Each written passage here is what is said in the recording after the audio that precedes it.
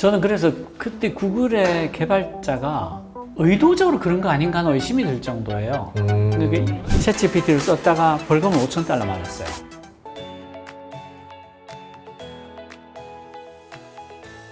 안녕하세요. 이번 시간에는 AI 강의를 듣기 위해서 한빛미디어의 박태용 의장님을 모셨습니다. 반갑습니다. 안녕하세요. 예, 안녕하세요. 네. 한번 자기소개 간단하게 부탁드릴게요. 저는 그 IT 업계에서 아주 오래 일을 했고요. 뭐 엠파스랄지 K랄지 한빛미디어 이사회 의장을 하고 있고 2021년도에 눈 떠보니 선진국이라는 책을 냈고요. 얼마 전에 이 박태웅의 AI 강의라는 책을 냈습니다. 근데 옛날부터 그러면은 엠파스 시절이니까 인터넷의 태동기부터 시작을 하셨잖아요. 그렇죠. 그리고 지금 봤을 때 AI를 보고 책을 내셨는데 네. AI가 그만큼의 혁명이라 생각을 하세요? 저는 그렇게 생각합니다. 헬레 키신저 전 국무장관 같은 경우에는 예. 챗GPT를 보고 나서 인쇄기 발명 이래의 대발명이다라고 말할 정도예요. 그러면 우리 과거의 삶과 이제 앞으로 미래의 삶이 많이 바뀔 거라는 얘기인데 어떻게 바뀔 거라 생각을 하는 거예요? 그러니까 이렇게 설명드릴 수 있을 것 같은데 산업혁명이라고 말을 많이 하지 않습니까? 예. 지금이 몇 번째 산업혁명인데에 대해서 여러 가지 의견이 있어요. 3차 산업혁명이다라고 말하는 사람도 있고 4차 산업혁명이라고 말하는 사람도 있는데 지금의 산업혁명이 2차라고 말하는 사람도 있어요. 저는 사실 이 의견이 굉장히 훌륭하다고 생각하는데요. 첫 번째 산업혁명이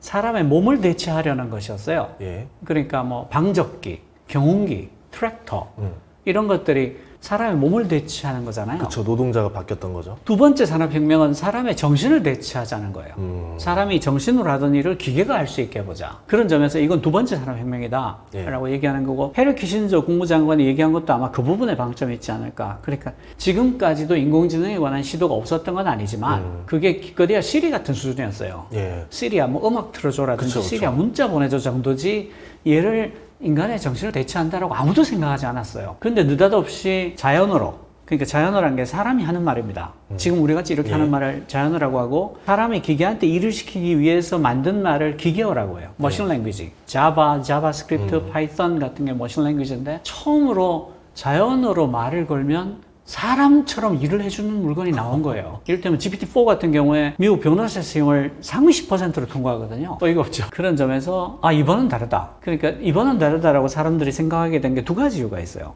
하나가 자연으로 일을 시킬 수 있게 됐다. 그러니까 그럼 시리도 자연으로 했잖아. 이건 장난감이지. 이런 거예요. 그 두 번째로는 얘가 압도적인 능력을 보이게 됐는데 이게 현대 인공지능의 굉장히 놀라운 특징인데, 그 학습 연산 능력이, 학습 연산량이 10의 22제곱을 넘어가거나 매개 변수가 1000억 개를 넘어가면 이전까지 없었던 능력들이 갑자기 튀어나옵니다. 언어 능력이 튀어나오고 추론 능력이 튀어나오고 코딩을 하기 시작하고 이래요. 그걸 느닷없이 나타나는 능력이라고 그래요. Emergent Ability라고 하는데 이게 이전까지 인공지능 어디에도 없었던 거예요. 그러니까 사람들이 열광하는 게 두 가지 이유인데, 하나는 그러면 자바나 자바스크립트, 파이썬 같은 거 배울 필요 없잖아 하는 게 하나고, 또 하나가 얘가 사람 같네. 이 두 가지가 합해져서 두 달 만에 1억 명이 넘는 사용자가 등록을 할 정도로 압도적인 반응을 보인 거고, 전 세계가 열광을 한 거고, 그만큼 무섭다, 규제하지 않으면 큰일 나겠구나, 그런 반응들이 동시에 나온 거예요. 그렇게 된다면은 제일 먼저 뭐 없어질 직업 이런 거 좀 있을까요? 제가 이 기술 배경에 대해서 조금만 설명을 드리면, 첫 번째가 이제 GPU라는 거예요. GPU가 그래픽 프로세싱 유닛이잖아요. 원래 이게 그래픽 처리하려고 만든 칩이었어요. 근데 그래픽을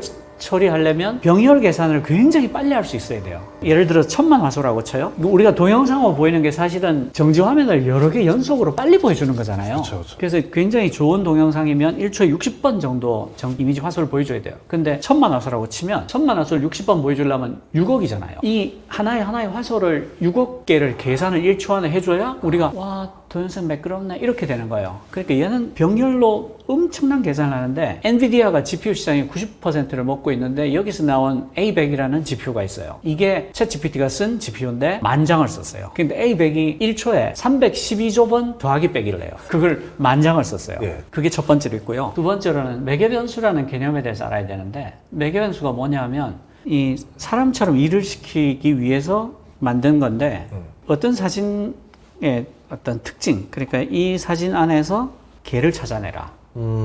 그 사람은 한 6살만 되면 개를 찾아요. 그렇잖아요. 예. 근데 걔한테 너 개하고 고양이하고 다른 점, 개에 대해서 설명을 해보라고 하면 잘 못해요. 왜냐하면 귀가 뾰족해요. 귀가 동그란 개도 있어. 그렇죠. 코가 툭 튀어나왔어요. 코가 납작하고 동그란 개도 있어. 다리가 4개예요. 소하고 말도 다리가 4개인데 그리고 또 다리가 4개예요. 그러면 교통사고 당해서 다리가 3개인 것도 있어. 꼬리가 길어요. 꼬리 짧은 것도 있는데 멍멍하고 짖어요. 미국에서는 바우바우 짖던데? 그러니까 분명히 패턴이 있으니까 개라는 패턴이 있으니까 6살만 돼도 개하고 고양 구분하는데 예.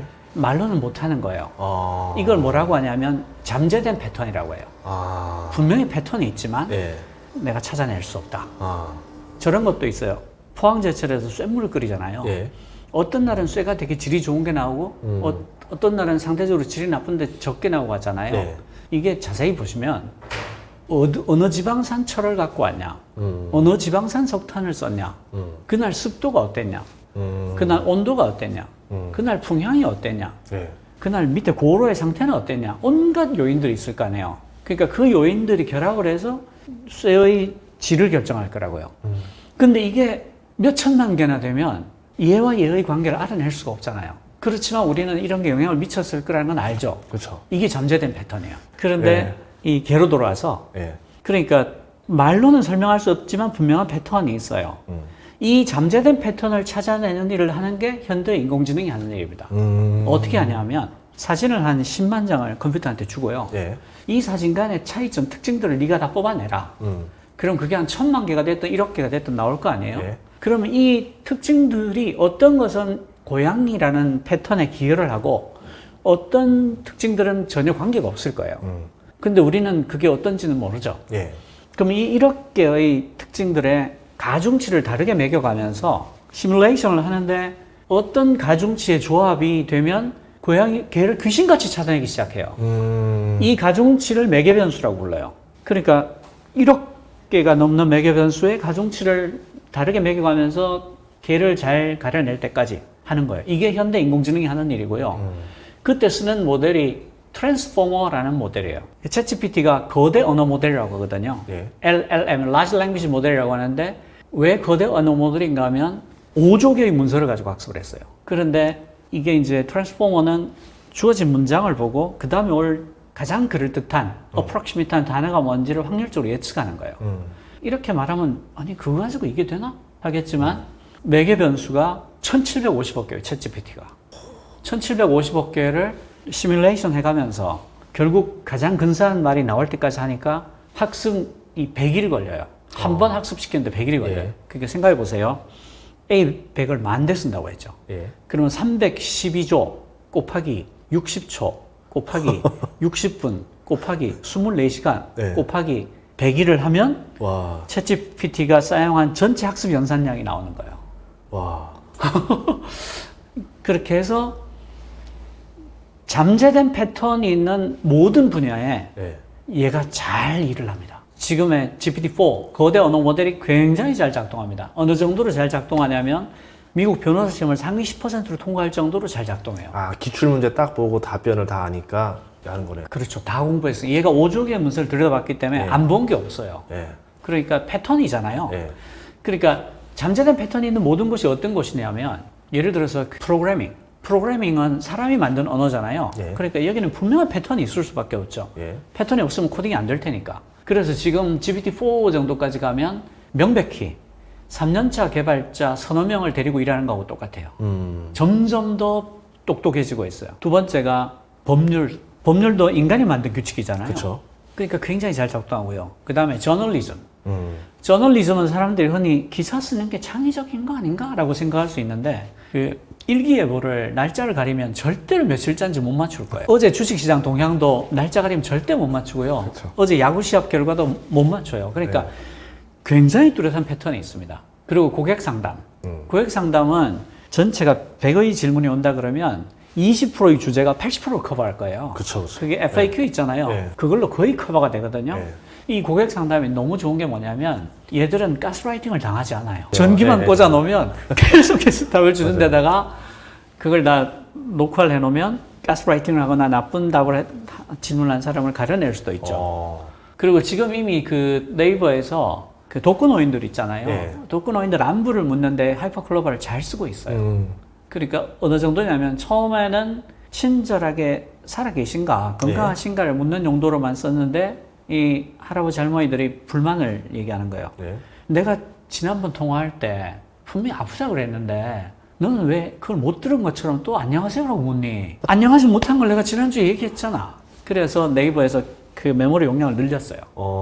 그래서 지난 대화를 다 기억하게 했어요. 그래야죠. 왜냐하면 이게 어떻게 할 수 있냐면 지난 대화를 다 기억할 필요 없잖아요. 이 중에 중요한 키워드들이 있잖아요. 네. 그걸 압축을 해서 기억을 시키면 되니까 한 이만큼 대화를 했으면 이 중에 핵심 키워드 뽑아서 이 정도를 기억을 해놓으면 다음에 통화할 때 아무 이상이 없으니까 몇 달치 기억을 얘가 끌어안고 갈 수가 있는 거예요. 그래픽 쪽도 의외로 창의적인 것 같지만 얘가 굉장히 일을 잘할 수 있습니다. 왜냐하면 사람이란 패턴이 분명하잖아요. 분명하죠. 스타워즈 그러면 스타워즈의 톤 앤 매너가 딱 기억나잖아요. 네. 그리고 뭐 황해 이러면 그런 느낌. 결국 사람들이 생각하는 그 패턴이 있거든요. 네네네. 영화 만들 때도 보면 배경은 이래야지. 그렇죠. 이런 게. 그리고 얼마 전에 네. 뉴욕의 변호사가 챗GPT를 썼다가 벌금을 $5,000 맞았어요.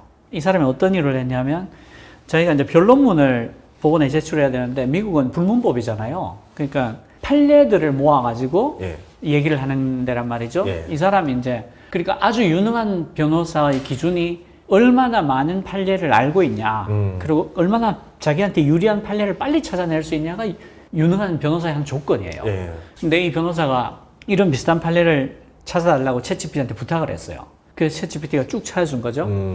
근데 이 사람이 이제 신중을 기하더라고 챗GPT한테 너 이거 진짜지? 그래서 얘가 진짜예요.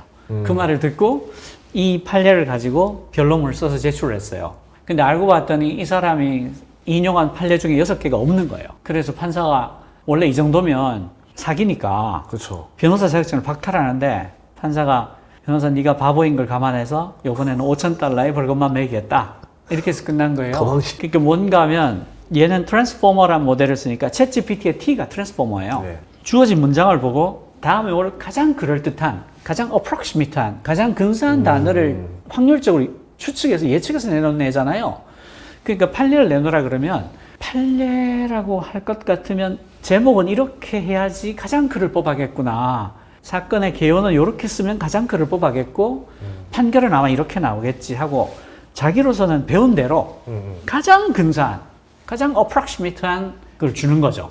그것도 한 개 주는 게 아니고 한 6개, 8개, 뭐 10개 이렇게 주는 거죠. 그러니까 구체적으로 명확한 어떤 사실에 대해서 얘한테 물으면 안 됩니다. 그러면 챗 GPT를 저번에 사건이 있었잖아요. 구글 바드도 그렇고. 네네네. 그 질문한 거에서 거짓말 답변했다라는 것 맞습니다. 때문에 네. 뭐 구글 주가도 떨어지고 뭐 네, 이랬었는데 맞습니다. 그거는 어떻게 보면은 그거의 실수가 아니라 사용법의 실수라고 볼 수 있겠네요. 사용법의 실수죠. 저는 그래서 그때 구글의 개발자가 의도적으로 그런 거 아닌가 하는 의심이 들 정도예요. 그러니까 이거 함부로 쓰면 위험해를 알리기 위해서 뭔가 살신성행을 한 거 아닌가. 오히려 AI 규제가 필요하다라는 어떤 걸 만들기 위해서 맹신하지 마라. 맹신하지 마라. 네. 아니, 실제로 지금 나온 뉴스들을 보면은 최근에 미국 정부랑 빅테크 회사들 모여서 AI 규제에 대해서 이야기를 했다고 네, 맞습니다. 나오거든요. 네네네. 규제가 왜 필요한지 아니면 어떤 방향을 해야 되는지 좀 알 수 있을까요?